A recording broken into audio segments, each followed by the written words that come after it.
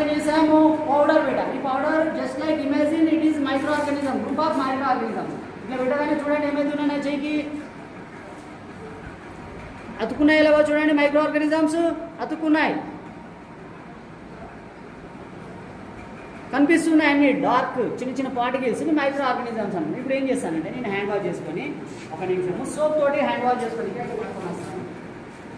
వాడాల్సిన toilet soap అంటాం తినే, లేదంటే ఈ మధ్యలో ఏమైతుంది హ్యాండ్ వాష్ లిక్విడ్ కూడా దొరుకుతుంది కదా, అది కూడా మనకి ఇక్కడ ఉంది కాబట్టి ఇదే వాడుతున్నాను. ఇట్లా ఇట్లా పెట్టాలి, జస్ట్ దీనివల్ల జస్ట్ సోప్ ఇట్లా అని చల్లి ఇప్పుడు చూద్దాం ఎట్లా జరుగుతుంది. ఓకేనా, ఇప్పుడు చూడండి ఒకసారి ఏమైంది, అన్ని ఎటు స్ప్రెడ్ అయిపోయాయి, ఎస్కేప్ అయిపోయాయి. ఈ నేచర్ని ఏమంటామంటే హైడ్రోఫోబిక్. ఇంతకుముందు ఏం చెప్పాను, హైడ్రోఫిలిక్. ఇప్పుడు ఈ నేచర్ ఎప్పుడైతే నేను సబ్బు పెట్టి దీన్ని ఏళ్ళు ఇందులో పెట్టిన వాటర్లో ఆ మైక్రో ఆర్గానిజమ్స్ అన్ని కూడా డిస్టర్బ్ అయిపోయి పారిపోయాయి.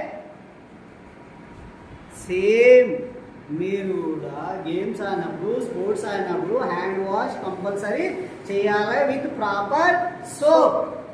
అంటే ఏంటి, బాత్ సోప్ టాయిలెట్ సోప్ అంటాం కదా, దీని అన్న వాడాలి, లేదా అంటే హ్యాండ్ వాష్ లిక్విడ్ అన్న వాడాలి. హ్యాండ్ వాష్ లిక్విడ్ దొరుకుతుంది కదా, డేటాలు అంటే రకరకాలు ఆ లిక్విడ్స్ దొరుకుతున్నాయి. అదన్నా కరోనాప్పుడు శానిటైజర్ వాడాం, హ్యాండ్ వాష్ లిక్విడ్ వాడాం కదా, సేమ్ అట్లానే. ఇప్పుడు ఇలా పెడితే ఇప్పుడు కొద్దిగా మళ్ళీ పవర్ పోయిన తర్వాత సబ్బుది పవర్ పోయిన తర్వాత